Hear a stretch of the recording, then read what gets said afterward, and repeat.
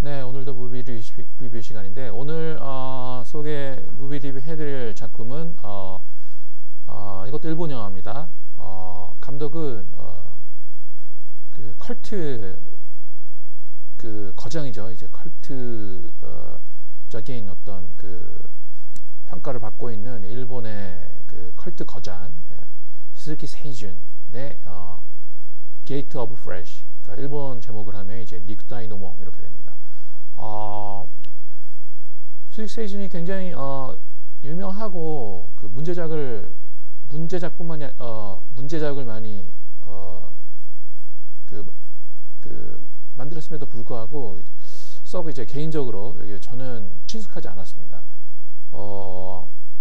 물론 글쎄요, 제가 이제 영화를 보는 어떤 그 테이스트 자체가 조금 이렇게 반성하는 입장이지만 그 서양 쪽 영화에 이렇게 집중하다 보니까 그렇게 됐는데 제가 그 일본 출신이고 일본에서 태어났고 그리고 일본말을 하고 그리고 일본에도 자주 가고 뭐 그렇게 한 백그라운드가 있었음에도 불구하고 일본 영화는 웬일인지 끌리지가 않았어요.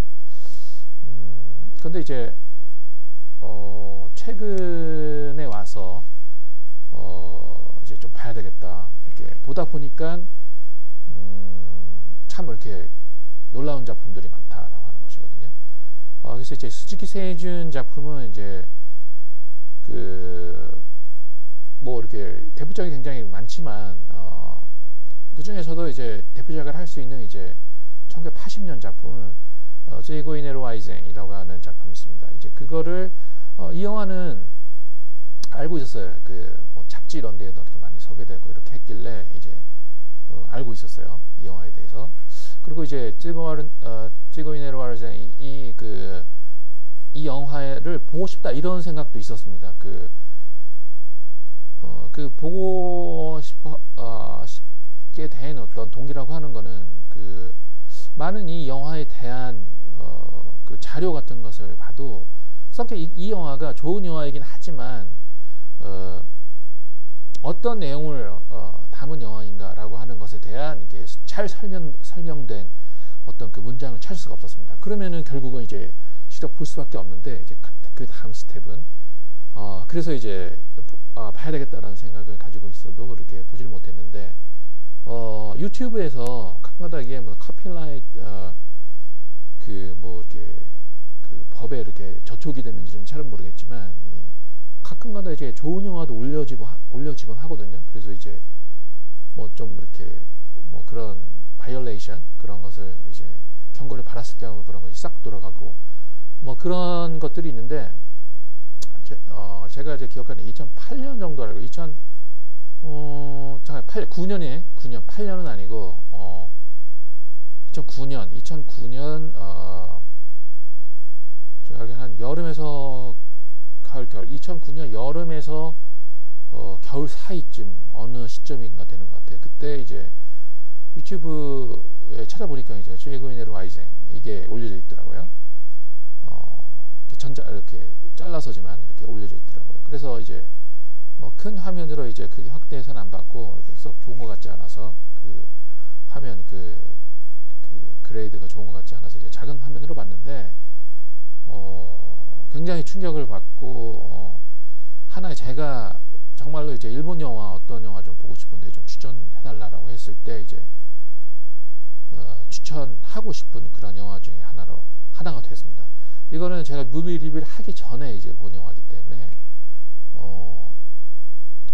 글로 쓰는 무비 리뷰 이제 지금은 레코딩을 하고 있는데 이제 그전 무비 리뷰에서도 또 지금 녹음으로 하고 있는 이제 무비 리뷰에서도 이제 소개할 기회는 없었습니다. 그래서 잠시 이 영화에 대해서 뭐 소개라기보다는 이제 제 느낀 점을 이제 설명을 해드리자면은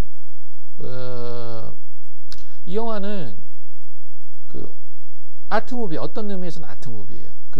어떤 의미에서 무비냐라고 할 경우에는 미술적인 면 그러니까 스즈키 세이준이 니카츠라고 하는 일본 영화 회사가 있었어요.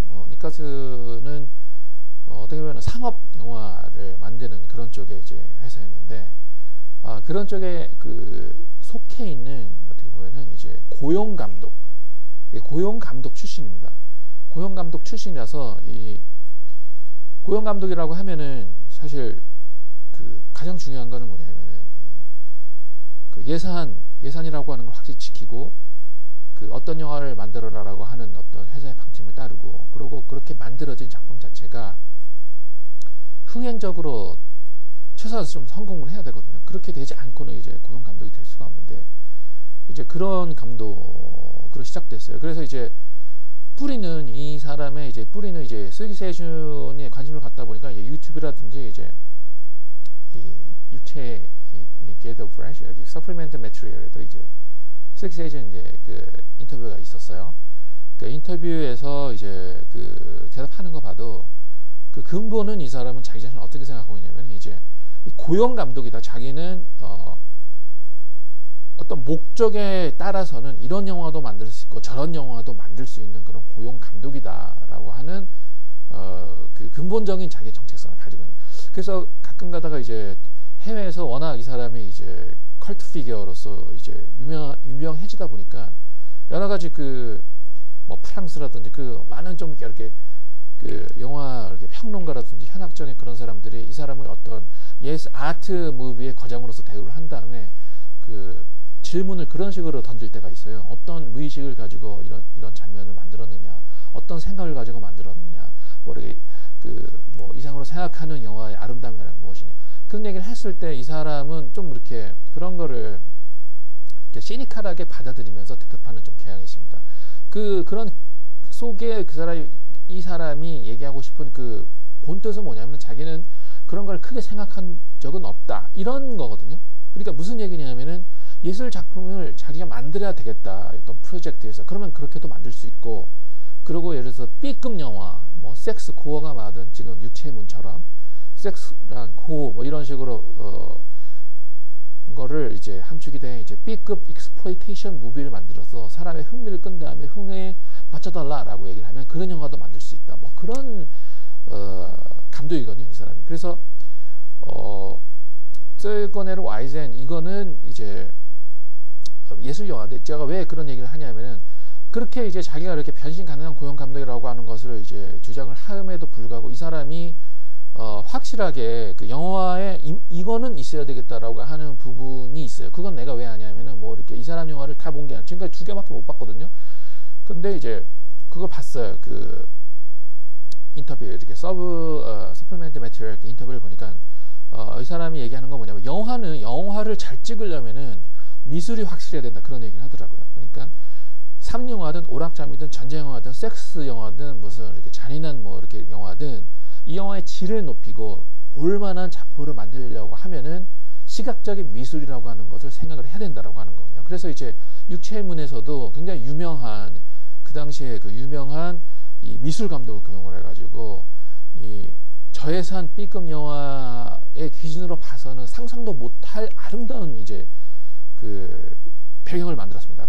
그래서 이제 육체의 문을 그래서 많은 사람들이 헷갈리는 게 뭐냐면 육체의 문이 절대로 아트무비가 아니거든요. 아트무비도 아니고 이거는 니카트라고 하는 이렇게 그 흥행 영화사의 그 경영진들이 명령한 대로 만든 그러한 작품입니다. 오락영화입니다. 섹스를 이제 주제로 한 재밌어요. 근데 이제 그게 이제 아트무비로서 착각을 하게 만드는 요소가 바로 그거예요. 그래서 미술적인 그런 부분이 이제 그런 역할을 했고 이제 쯔거네르 와이젠 여기서도 뭐가 그러면 이게 어떻게 해서 아트무비가 될 수 있냐라고 하면은 미술이거든요. 어떻게 보면 시각적으로 굉장히 아름답게 표현을 했어요. 장면. 그러면 이제 내용은 어떻게 되느냐? 그러니까 내용에 대해서 이제 여러 가지 좀 이렇게 해석이 있고 이 영화가 어떤 영화냐라고 하는 것에 대한 확실한 대답을 가지고 있는 어떤 제가 평 이런 걸 못 봤어요. 뭐 아마추어 평이든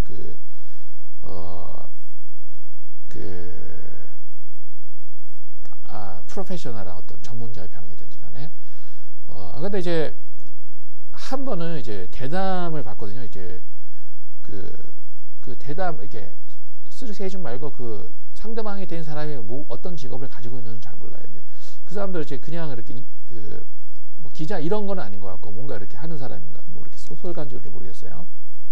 대담하는 걸 봤는데 이제 보통 이제 스즈키 세이준이 조금 이렇게 시니컬한 사람이라서 이제 그때 벌써 할아버지가 됐었을 당시에 이제 노인이 됐을 당시에 이제 인터뷰였는데 이제 다소 이제 그 콧방귀를 많이 낍니다. 어떤 심각한 그 질문 이런 거에 관해서. 근데 이제 하나의 그 대담을 하고 있는 상대방이 이 그 타이시오 3부작이라고 해요. 쯔에고나루 와이쟁이랑 이제 1981년에 만드는 카게로자, 이게 이제 아스라 유사쿠가 이렇게 주연이 된 이제 카게로자랑 이제 사다 켄지가 주연한 이제 유메지라가 1990년 조금 떼어서 이제 그 세 작품이 작품성이 높고, 그리고 이제 그 예술가가 주인공이고요. 그 유메지 같은 경우 됐을 때는 이제 현존 인물, 좀 더 이제 구체적으로 이제 바이오그래픽 그런 쪽으로 가는데, 그리고 이제 시기가 뭐냐면은 이제 그 과거와 현대라고 하는 것이 어중간한 주에 이렇게 놓여 있었던 이제 타이쇼 시대를 그 배경을 했어요. 그래서 타이쇼 3부작이라고 얘기를 하는데, 이제 그 대담을 하는 사람이 어떻게 물어봤냐면 이제 쯔이고네로 아이젠은 호러 영화가 아니냐, 이렇게. 그러니까 쯔이고네로 아이젠은 호러 영화고 이제 카게로자는 러브 스토리고 유메지는 뭐 바이오그래피 이렇게 전기가 아니냐 뭐 이런 식으로 얘기를 했던 것 같아요. 조금은 기억이 안 나는 다시 수정을 해드릴게요. 다시 이제 그 대담을 보게 됐을 경우인데, 쯔이고네로 아이젠이 호러 영화냐라고 물어본 건 확실해요. 나머지 이제 카게로자랑 유메지는 잘 모르겠지만, 그걸 딱 듣고 이제 그 콕방귀를 안 끼고 이제 그 스즈키 세이준이 이렇게 고개를 끄덕끄덕 이렇게 하더라고요. 그러니까 이게 그 공포 영화냐, 그러면 이제 이게 공포 영화냐, 사실은 이렇게 만들었을 때 나는 공포 영화는 아니라고 생각을 하는데, 그러면 뭐냐? 그러니까 공포를 주제로 다뤘어요. 근데 공포 영화는 아니에요. 그리고 이제 스즈키 세이준 자체도 그거에 대해서 이렇게 끄덕끄덕 납득을 했단 말이에요. 그러니까 제 해석은 뭐냐면은 쯔이고네로 아이젠은 인간의 공포심을 다루는 영화라고 하죠. 인간의 공포심을 다루는 영화. 근데 이제 그거랑 이제 공포 영화라고 하는 것도 선을 그어야 되는데, 이제 인간의 공포심이나 두려움을 다루면서 그 영화가 반면에는 공포 영화가 된 작품이 하나가 있는데, 그게 뭐냐면 그게 이제 로만 플란스키의 리펄션. 이게 나는 그렇다고 보거든요. 그러니까 리펄션에 나오는 이렇게 많은 장면들이 사실은 실제로 일어나는 게 아니라 그 카트리드 드너, 여자 주인공의 마음속에서 상상 속에서 일어나는 일이란 말이에요. 예. 근데 그렇게 가다가 이제 공포 영화 쪽으로 이제 가는데, 이렇게 뒤쪽으로 가면 이제 호러 무비가 이제 영화 쪽으로 가는데, 이제 인간의 두려움에 이제 공포감만을 가지고 이렇게 영화를 만든 작품이 이제 저는 쯔이고네로 아이젠이라고 생각을 하거든요. 그래서 거기 쯔이고네로 아이젠은 전혀 안 나옵니다. 이 그 본 내용, 그러니까 이 주인공의 상상 속에서 벌어지는 여러 가지 그 몽환적인 그 장면에는 굉장히 기괴한 장면들이 나와요. 그러니까 기괴하고 좀 공포스러운. 근데 거기에 이렇게 평행하게 실질적인 그 플롯이 하나 나가거든요. 그 속에 공포라든지 어떤 살인이라든지 그런 건 전혀 안 나옵니다. 그래서 이제 좀 더 이게 리펄션보다 더 인간의 두려움이나 공포심에 이제 더 집중을 한 그런 영화라고 말할 수 있는데, 이것이 그러니까 그러니까 아트무비다, 이렇게 시각적으로는 아트무비다. 그러면 이제 내용적으로는 뭐냐면 공포심과 두려움을 다룬 영화라고 하는 거거든요. 근데 이제 워낙 스즈키 세이준이 영화를 잘 만든다라고 해요. 이 사람이 고용 감독이라고 자기 정체성을 자꾸 생각을 한다라고 하는 것 자체도 하나의 영화적인 마스터라고도 할 수 있다고 난 생각을 해요. 그거 뭐냐면 이제 윌리엄 와일러 같은 경우에도 과연 이 사람이 그 정말 어떻게 보면은 이제 작가라고 할 수 있는가라고 생각될 수도 있어요. 혹시 그 MGM에 이렇게 속해 있는 이 사람이 고용 감독이 아니겠느냐 이렇게 생각할 수도 있거든요. 그런데 윌리엄 와일러처럼 영화를 잘 만드는 감독이 없거든요, 사실은. 그게 무슨 얘기냐면 이런 영화를 만들어라라고 하면 확실히 이런 영화를 만들 수 있다라고 하는, 어떻게 보면은 영화의 어떻게 보면 마스터라고 할 수 있다라고 하는. 그러니까 이제 스즈키 세이준이 자기는 아트 필름의 그 이렇게 마스터는 거장은 아트 필머는 아니다라고 하는 얘기는 자기는 아트 필름을 만들어야 된다라고 하면은 인간의 공포심을 주제로 한 전위적인 아방가르드 영화를 만들어야 된다면은 자기는 뚝딱 해가지고 만들 수 있다. 그런 자신감을 나타내고 있느라고 생각합니다. 그래서 이제 스위거니엘 와이젠에 관한 이제 영화 대한 얘기는 이제 이 정도로 하기로 하고 이제 그러면은 오늘 무비 리뷰를 해드릴 Get Fresh 이거는 무슨 영화냐면 이렇게 간략하게 얘기를 하자면은 니카츠 소속의 스키 세이준이 계약을 했어요. 몇 작품을 만든다라고 하는 거. 그리고 이제 버드셋도 이제 정해져 있습니다. 촬영 일수도 정해져 있고요. 그래서 이제 니카츠라고 하는 회사가 내 생각으로는 이제 섹스 성인 영화를 만들어라. 재미가 있는 그러니까 수준이 높은 섹스 영화를 만들어서 관객을 끌어달라라고 하는 어떤 요청이 있었던 것 같아요. 그래서 이제 스키 세이준이 뚝딱 만든 영화가 바로 육체의 문 여기 Get Fresh 닉다이너몽 이렇게 되거든요. 그러니까 그런 요망을 받았을 때 감독이 어떤 식으로 만드느냐라고 했을 때 이제 스기 세이준이 이제 서플멘탈 마티리얼을 봤을 경우 얘기를 했어요. 자기의 욕심이 뭐냐면은 자기는 어떤 액션 영화를 하나를 만들어야 된다. 섹스플로이테이션 영화를 만들어야 된다라고 하면은 최소한 다른 감독이 만드는 그러한 류의 영화보다는 잘 만들어야 되겠다. 그런 욕심 하나는 있었다라고 얘기를 하더라고요. 그러니까 그거를 확실하게 보여주는 게 이 육체의 문이에요.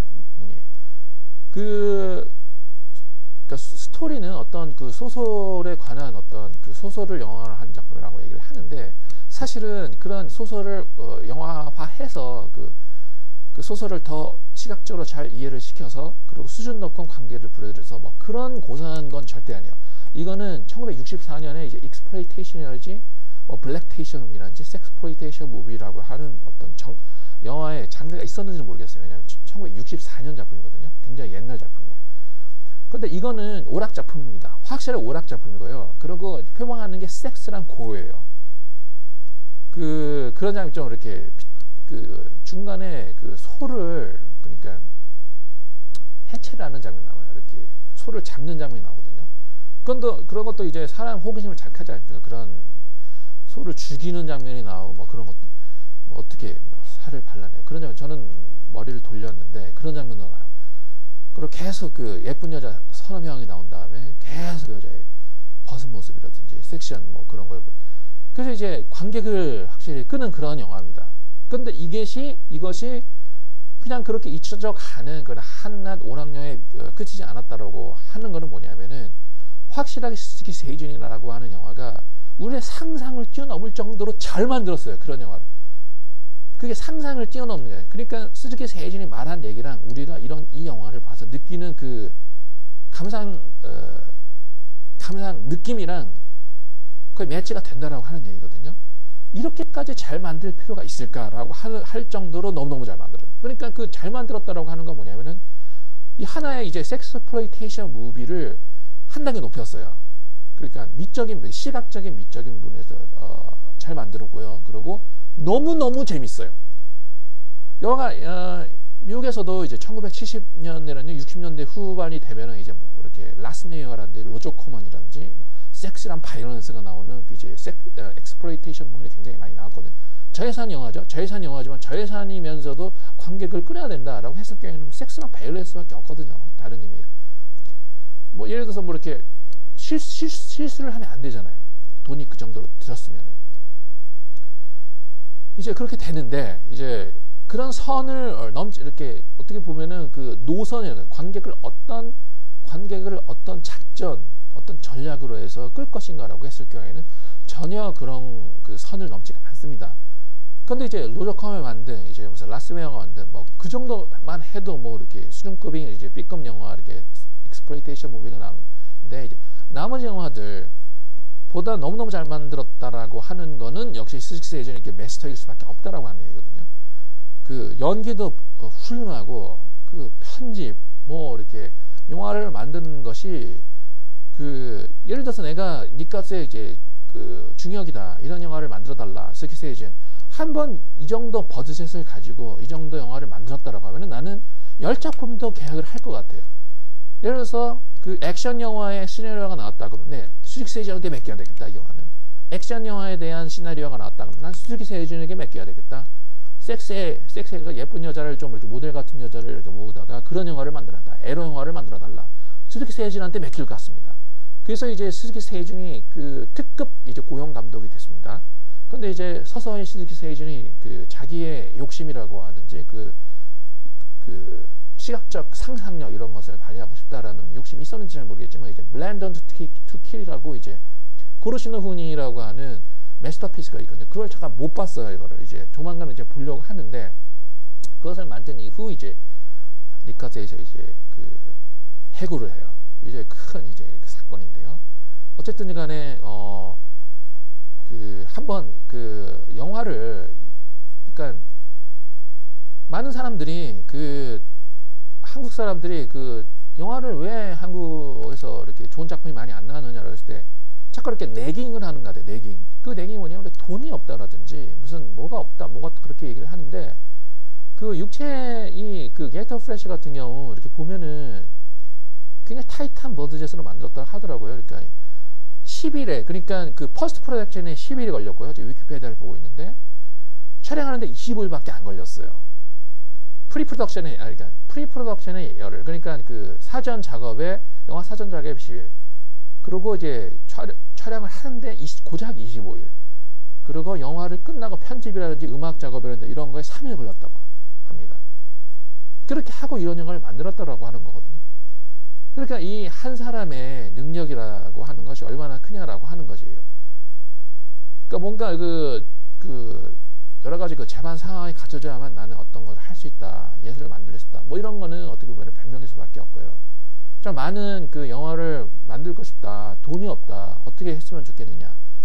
이런 생각을 가진 사람들은 다른 사람 그 영화를 보지 말고 이렇게 스즈키 세이준의 이제 니카츠 시절에 그 만든 이 영화를 보세요. 그러면 아 이런 식으로 만드는 거구나 영화라고 하는 거. 이런 식으로 만들어야지 뻔하고 이렇게 유치한 뭐 어떻게 보면은 그런 영화도 볼만한 작품을 만들 수 있다. 이런 식으로 만들어야만 그런 작품으로 만들 수 있다라고 하는 어떤 그 힌트를 얻을 수 있을 것 같습니다. 그 스토리 뭐 이런 거는 뭐 영화를 보셔야지 되고요. 뭐 별거 없습니다. 이렇게 서너 명의 창부랑 창부랑 이제 한 남자의 어떤 그 왔다 갔다 하는 뭐 그런 에피소드를 그린 영화예요. 그래서 크게 뭐 시사하는 바나 그런 건 없습니다. 그러나 기똥차게 재밌습니다. 너무너무 재밌습니다. 영화가. 그리고 이제 하나 더 말씀드릴 게 있다라고 하면은 이제 제가 굉장히 마음에 든 게 배우 한 명 노가 유키코.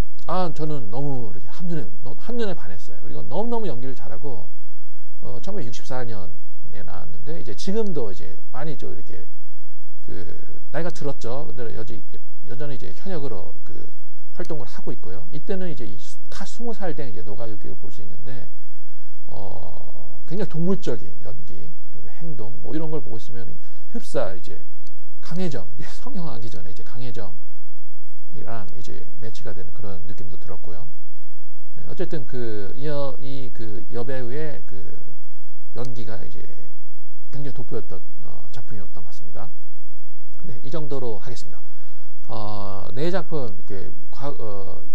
작품 쭈루를 이제 일본 작품을 했는데 이제 다음 작품으로부터는 이제 다시 이제 서양 영화 작품 쪽으로 가고 이제 간간히 또 일본 영화가 들어오겠죠. 뭐 그런 식으로 이제 무비 리뷰를 계속 해드리겠습니다. 그러면 오늘은 마치고 다음 시간에는 이제 몬티 파이썬의 1978년 또는 79년 작품인 이제 라이프 오브 브라이언에 대한 무비 리뷰를 해드리겠습니다. 오늘은 이만 마치겠습니다. 안녕히 계세요.